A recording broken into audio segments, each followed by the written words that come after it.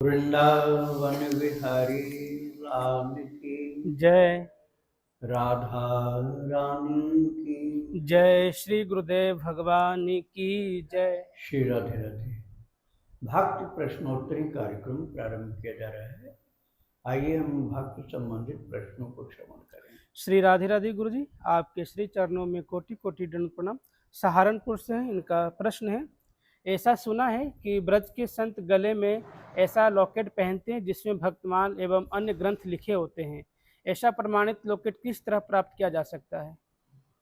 ये लॉकेट आपको वृंदावन में ही मिल जाएगा, बहुत आराम से मिलता है। जो कंठी माला बनाते हैं उन्हीं के यहाँ ये बनता है। आप चाहें तो अपने सामने उसको उसमें डलवा लेंगे।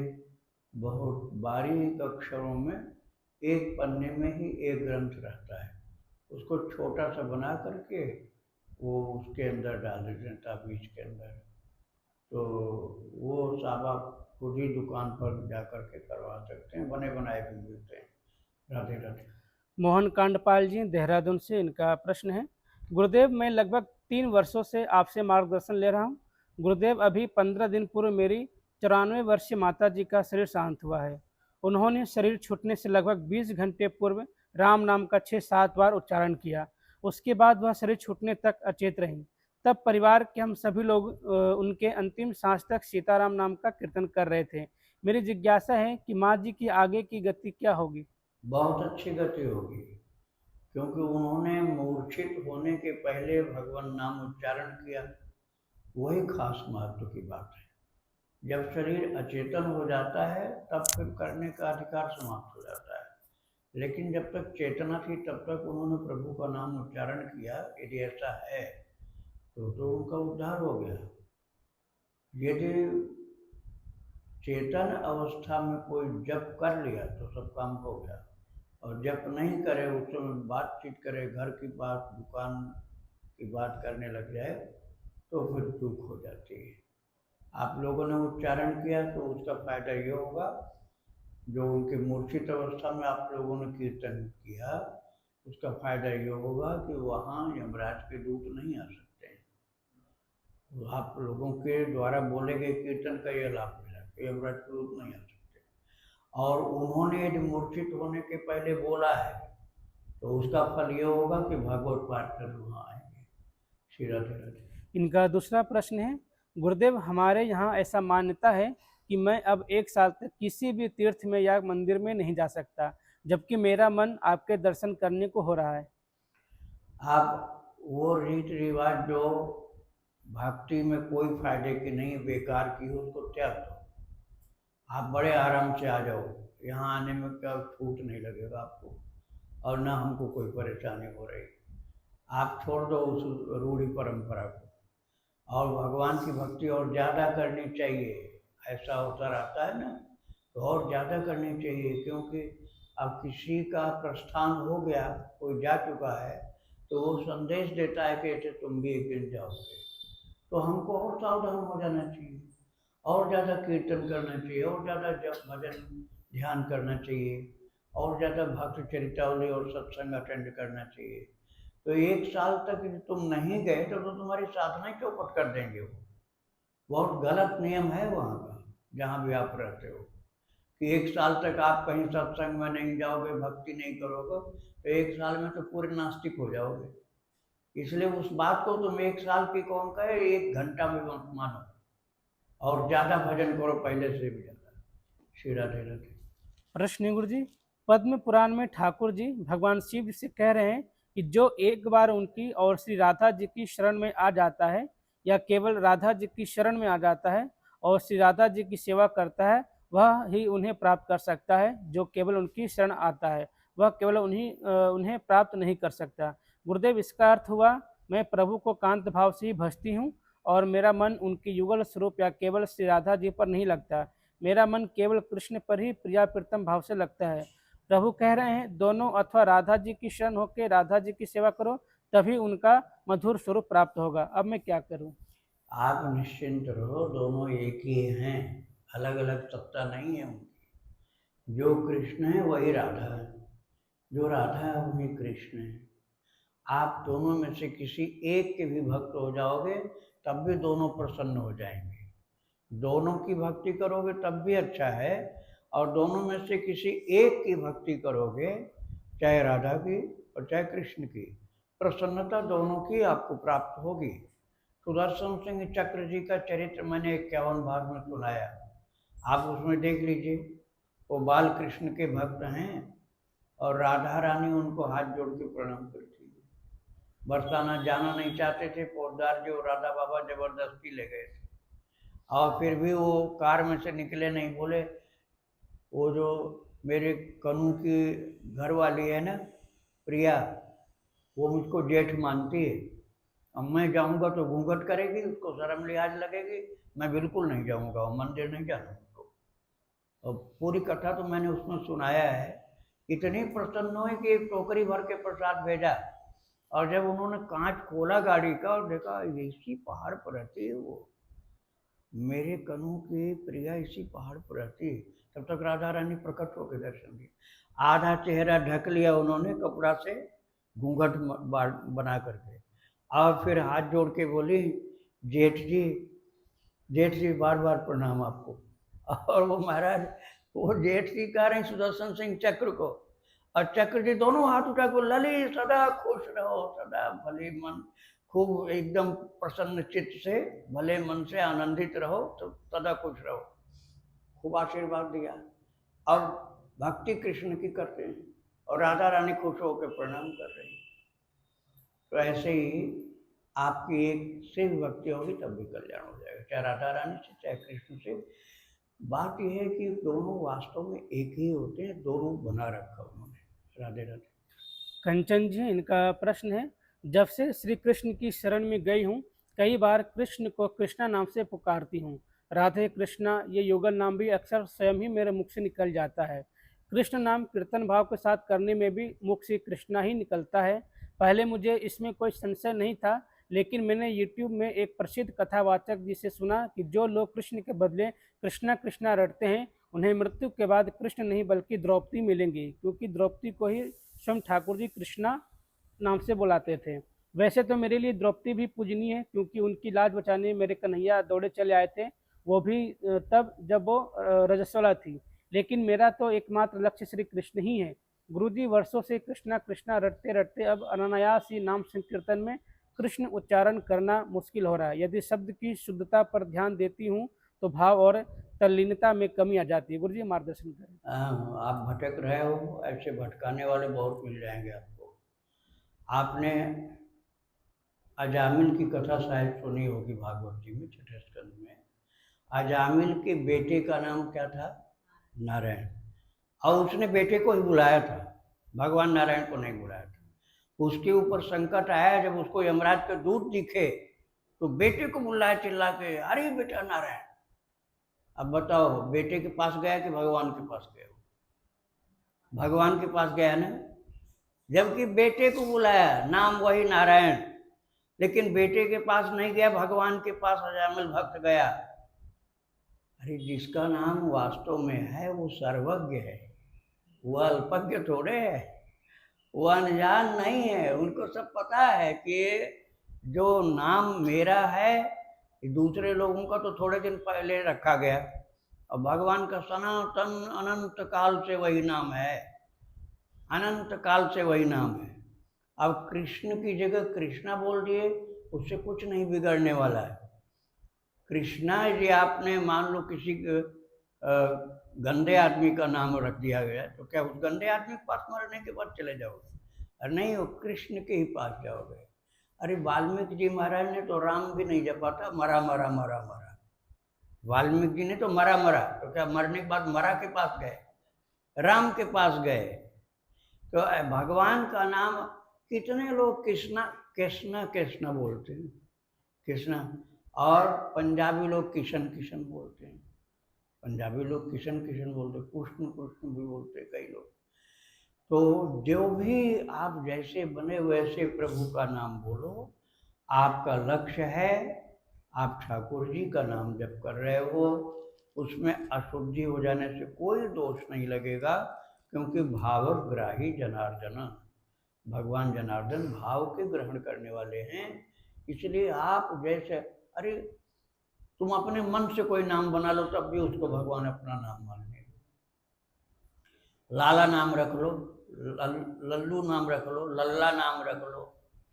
और कितने राधा रानी तो लाली बोलते हैं कि नहीं बोलते? तो लाली बोलने से लाली नाम कहीं लिखा नहीं, किसी वेद पुराण शास्त्र में लाली नाम नहीं लिखा। लेकिन तुम लाली बोलोगे तो इतना प्रसन्न होंगे, तुम्हारे अंदर प्रेम होगा तो वो प्रसन्न हो के तुम्हें दर्शन भी दे सकती है। तो भगवान का नाम केवल भाव से तुम्हारे जो समझ में आता वही नाम बोल दो, प्रभु प्रसन्न हो जाएंगे। राधे राधे। अनूप जी हैं आगरा से, इनका प्रश्न है, मेरा मन सत्संग सुनने में लगा रहता है, अगर केवल नाम जप करता हूँ तो सत्संग और संत चरित्र छूट जाता है, और सत्संग सुनता हूँ तो रोजाना की संख्या पूरी नहीं हो पाती, जबकि शेष समय करते हुए 500 जप करता हूँ। दुविधा को दूर करने की कृपा करें। हाँ, दुविधा आपकी दूर कर रहा हूँ, सावधानी से समझिए इस बात को। जब आप सत्संग सुनते हो, जैसे भक्त चरितावली आपने लगा लिया, भक्ति आश्रम चैनल पर भक्त चरितावली आती, भक्तों का चरित्र, वो आपने मोबाइल में चालू कर लिया। अब उस समय आप गिनती मत करो, बिना गिनती का नाम जप करो, बिना गिनती का। छोटी सुमिरनी या काउंटर हो या बड़ी माला क्यों न हो, आप बिना गिनती के जप करो और आराम से धीरे धीरे जप करो, तो आप चरितावली भी सुन लोगे और जप भी हो जाएगा। और जब आप कथा श्रवण नहीं कर रहे हो तब चाहे जितना तेज जप करो और खूब गिनती भी करो, उसका हिसाब भी लगाओ। लेकिन जब कथा सुन रहे हो तो बिना हिसाब लगाए प्रभु का नाम आराम से धीरे धीरे बोलते रहो और कथा भी श्रवण करते रहो, दोनों काम हो जाएगा। राधे राधे। सुमन जी हैं एटा से, इनका प्रश्न है,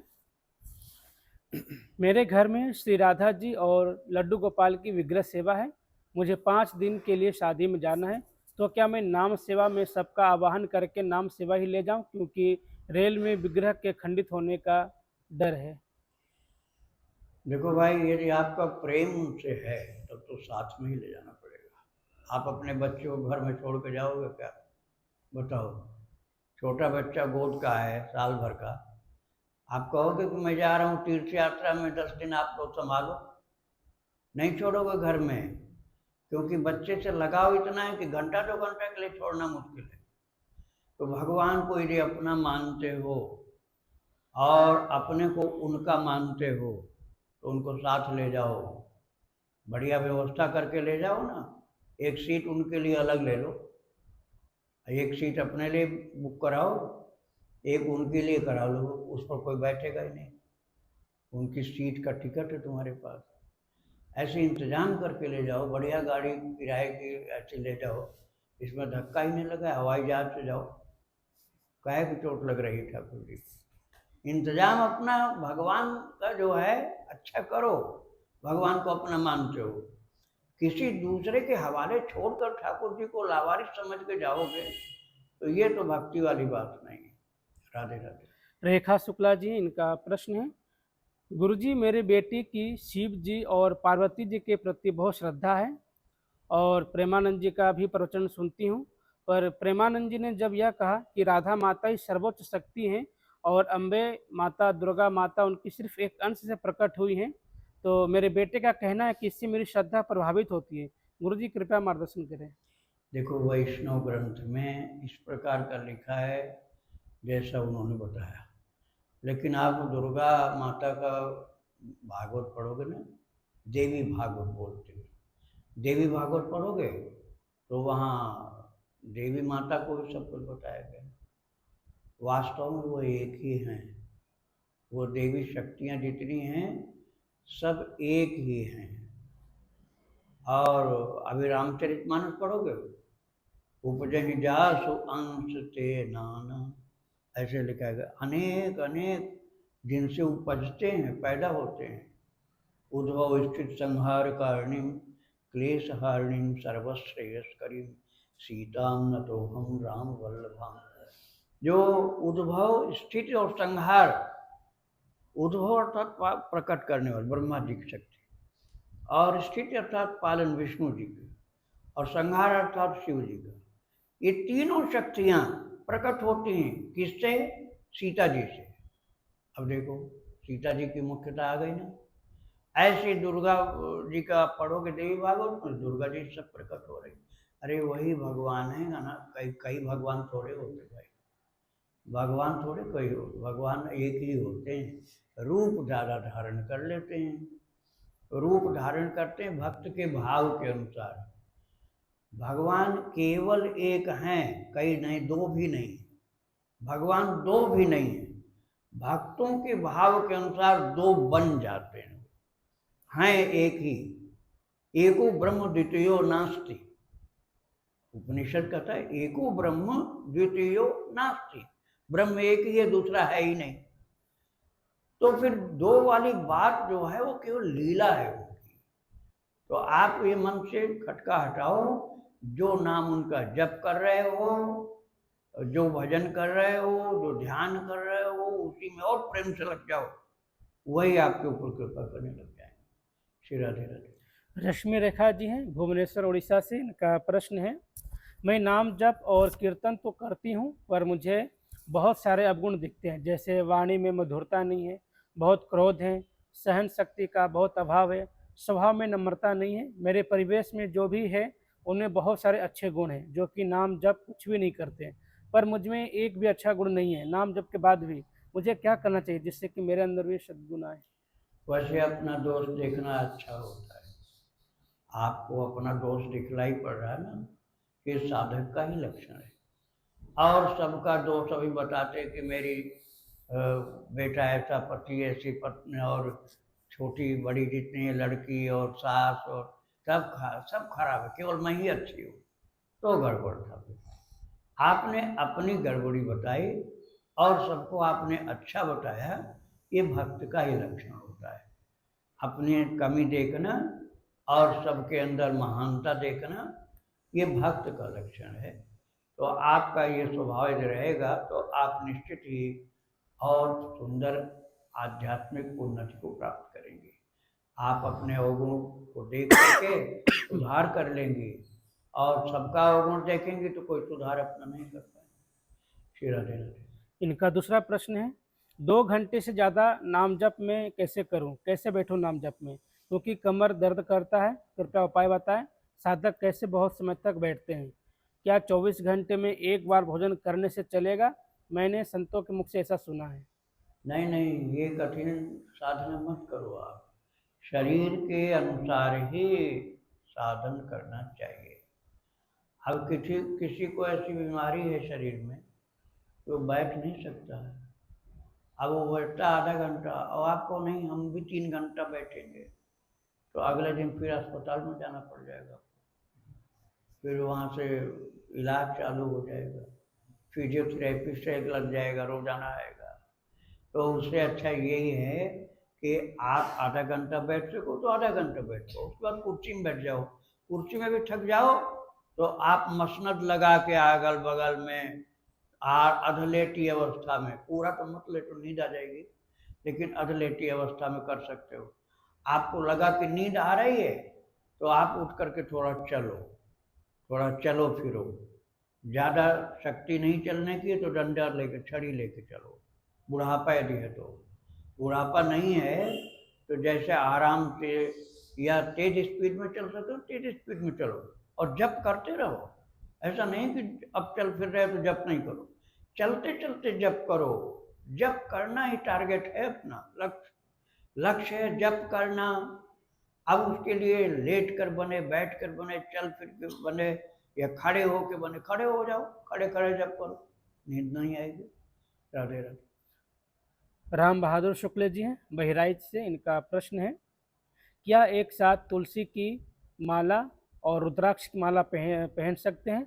मैं आपको गुरु बनाना चाहता हूं, तो उसके लिए मुझे क्या करना पड़ेगा, जबकि मैं कम से कम 20 लाख भगवान का नाम लिख चुका हूं? 20 लाख यदि आपने लिखा, 20 लाख अकेले, उसमें किसी का शामिल नहीं है, तो आप वो अपना लिखा हुआ लेकर आइए और 1 लाख और लिख लीजिए आप, तो आपकी दीक्षा हो जाएगी। और तुलसी माला गले में पहनना होगा आपको, रुद्राक्ष आप चाहें तो या बाँह में पहन सकते हैं, एक साथ दोनों नहीं पहनना चाहिए। रुद्राक्ष शैव लोग पहनते हैं, वैष्णव लोग तुलसी पहनते हैं, गले में पहनना है।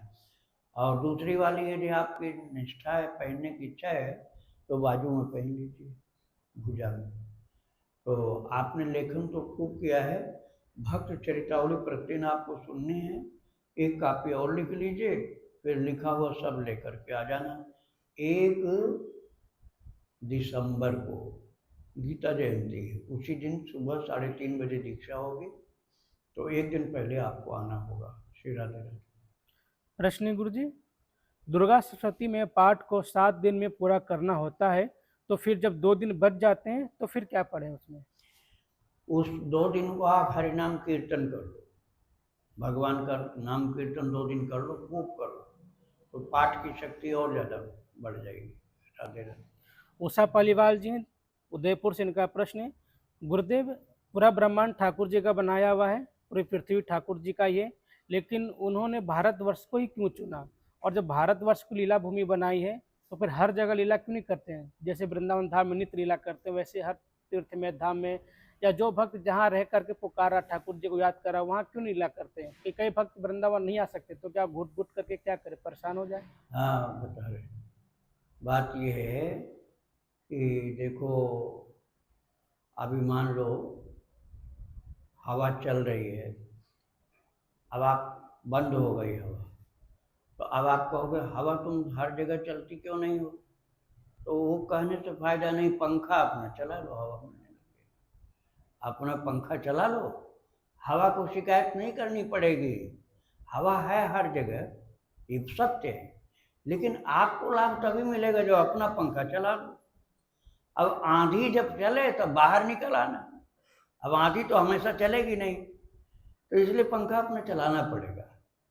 तो आंधी आप समझो जब भगवान का अवतार होता है, 11,000 साल राम जी का अवतार रहा, 10 वर्ष सहस्राणि 10 वर्ष शतानि च रामो राज्यम उपासित्वा ब्रह्मलोकम प्रयसति।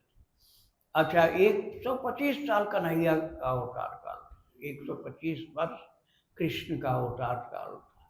अब उस समय भील जंगल के राक्षस खराब से खराब, अच्छे से अच्छे सब जाकर दर्शन कर लेते थे। अब इस समय बहुत ज़्यादा प्रेम किसी को होगा तो सपना में दर्शन देंगे, और जब बेचैन हो जाओगे, मरने की हालत हो जाएगी, तब प्रकट होकर दर्शन देंगे। तो जैसे हमने कहा ना, पंखा अपना चला लो तो हवा मिलने लग जाएगी, शिकायत नहीं करनी पड़ेगी। ऐसे अपनी भक्ति आप बढ़ाओगे तो तुम वृंदावन में नहीं, तुम चाहे खराब से खराब जगह पर होगे, वहां भी भगवान दर्शन देने पहुंच जाएंगे। लेकिन यदि तुम भक्ति अपनी नहीं बढ़ाओगे तो वृंदावन में भी जल्दी दर्शन नहीं मिल पाएगा। बस इतना ही है कि हाँ, मरने पर, मरने के बाद वाला फायदा मिलता है। मरने के बाद वाला फायदा, धाम में जो शरीर छोड़ता है, मानस में लिखा, वो अवध तजे तन नहीं संसारा, अयोध्या में जो शरीर त्यागता है फिर संसार में आता नहीं लौट के, ऐसे वृंदावन का भी। लेकिन जीवित अवस्था में भक्ति करोगे, वृंदावन में उसका लाभ कुछ अधिक मिलेगा, ये सत्य है। लेकिन ये तुम्हारी भक्ति बहुत ऊंची है, तो तुम महाराज जा करके एकदम गंदे नाला के पास भजन करोगे तब भी वहाँ दर्शन आपको मिलेगा। किंतु भक्ति बहुत ऊंची चाहिए, बहुत ऊंची भक्ति चाहिए। और यदि बहुत ऊंची भक्ति नहीं है तो फिर धाम का आश्रय लेना पड़ेगा। आप यदि चाहते हो कि आपको किसी धाम में न जाना पड़े तो भक्ति बढ़ाओ, ओम नाम जप करो, रात दिन जप करो, भगवान का और भक्तों का चरित्र श्रवण करो। देखो वहीं तुमको स्वप्न होने लग जाएगा, वहीं दर्शन होने लग जाएगा, वहीं कृपा होने लग जाएगी। और तुम इतनी भक्ति नहीं कर पा रहे हो तो धाम में कभी कभी आया करो, और नहीं आ सकते हो तो मानसिक धाम का चिंतन, मानसिक धाम वास करो। जैसे अपने बिस्तर पर लेट रहे हो तो ध्यान करो कि मैं निधिवन में लेटा हुआ हूँ, वृंदावन में निधिवन में मैं लेटा हुआ हूँ, और वहीं ध्यान करते करते सो गए। मानसिक धामवास हो गया आपका, पैसा नहीं खर्च हुआ, मानसिक धामवास हो गया। परिक्रमा कर रहे हैं वृंदावन की, परिक्रमा करते करते रेती बहुत बढ़िया मिली, वहीं लेट गए हैं। अब कभी ऐसा लेटे हो एक बार तो जीवन भर ये चिंतन कर सकते हो, मानसिक धामवास हो जाएगा। तो जो आपसे बने हुए करो, भक्ति बढ़ाना मुख्य है। फिर महाराज धाम महाराज आपके पास पहुंच जाएंगे, कृष्ण पहुंच जाएंगे आपके पास। श्री राधे राधे। दिल्ली से गुरु जी इनका प्रश्न है कि उपनिषदों में आत्मा एवं ब्रह्म को एक ही माना गया है, कहा गया है, प्रज्ञान ब्रह्म तत्वमसि, अयात्मा ब्रह्म एवं अहम ब्रह्मास्मि। इस प्रकार से जीवात्मा को हंस, वसु, होता एवं अतिथि समझकर जीवन जीना चाहिए। इस बात का तात्पर्य क्या है? हाँ, इस बात का तात्पर्य समझ लो, नहीं तो भटकोगे। बात सही है। एक अगरबत्ती की आग होती ना, आग है कि नहीं बताओ तुम?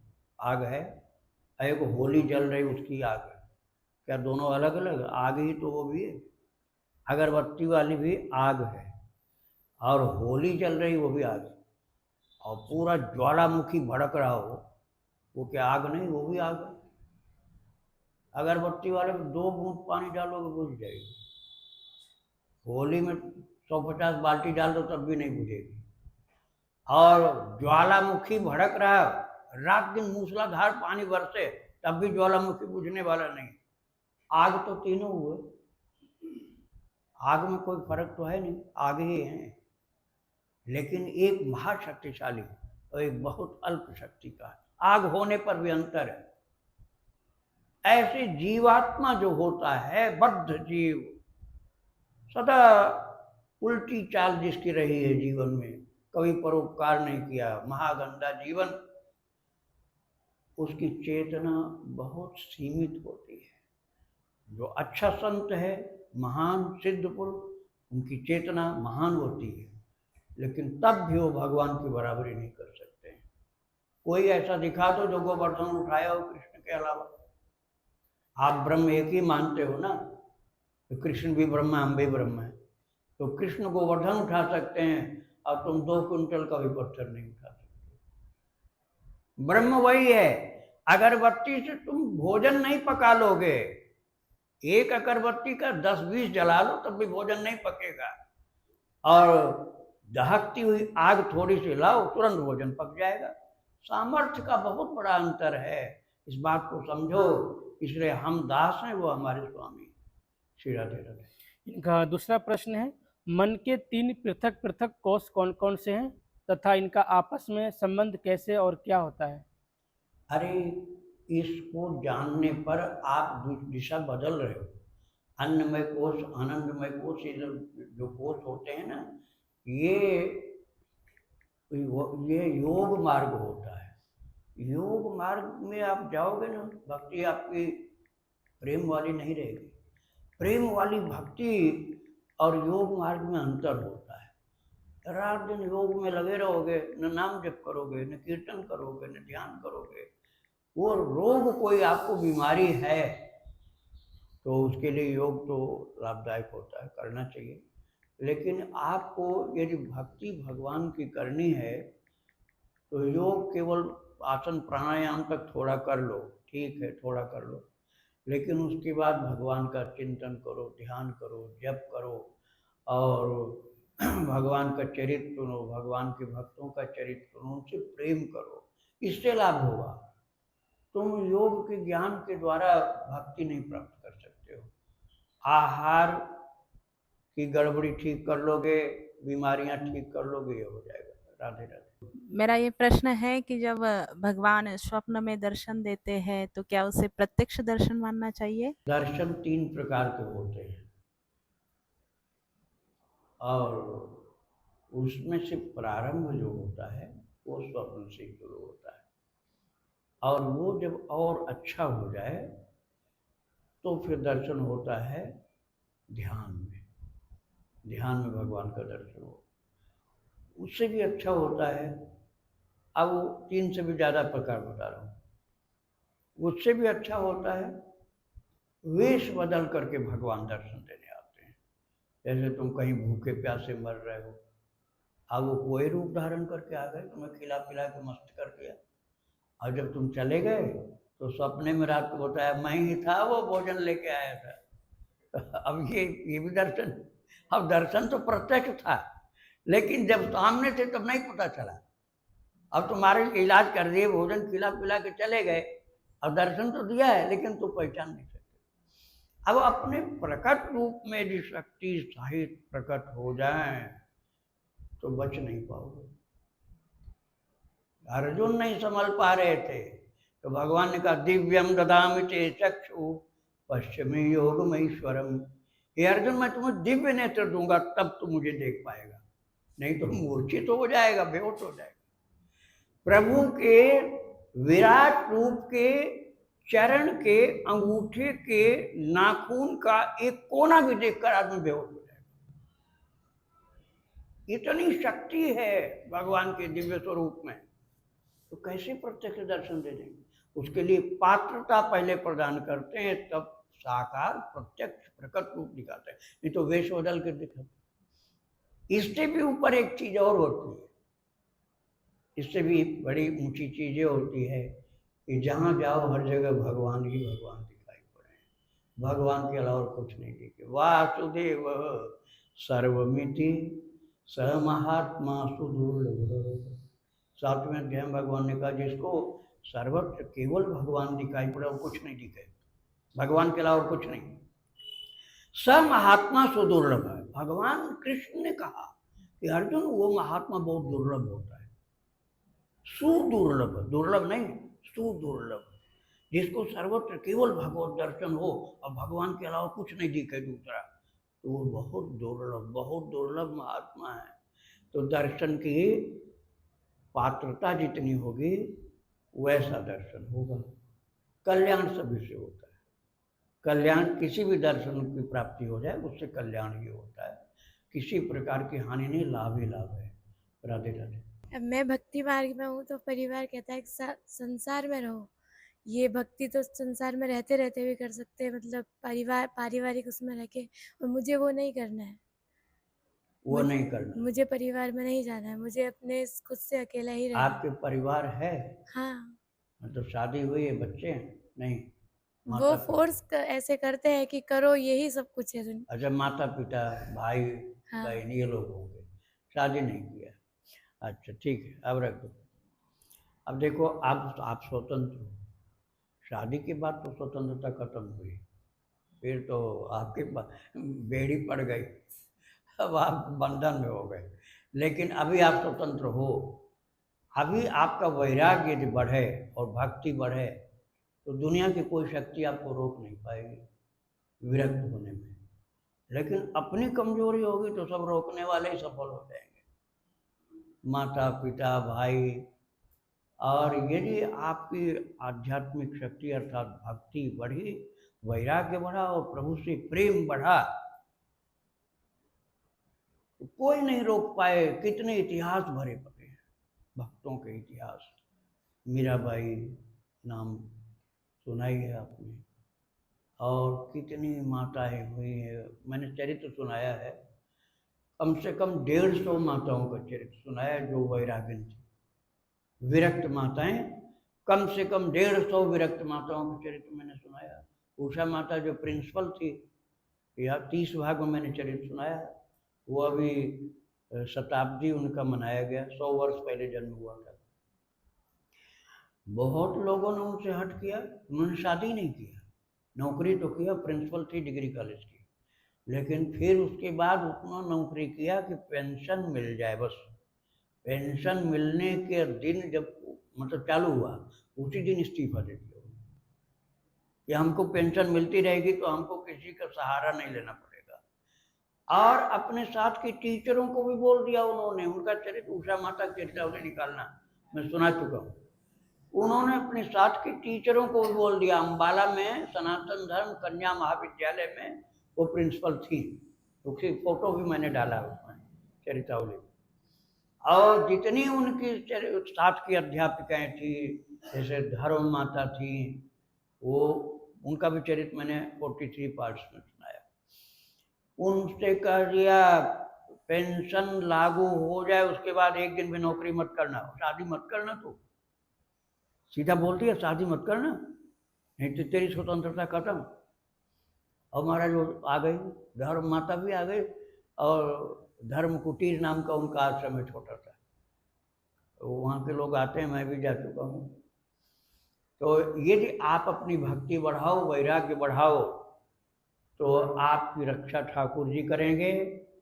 योगक्षेम वहाम्य हम वो बोलते हैं, उनके भरोसे आप एकदम स्टील लेडी बन जाओगे, मजबूत, कोई नहीं झुका पाएगा तुम।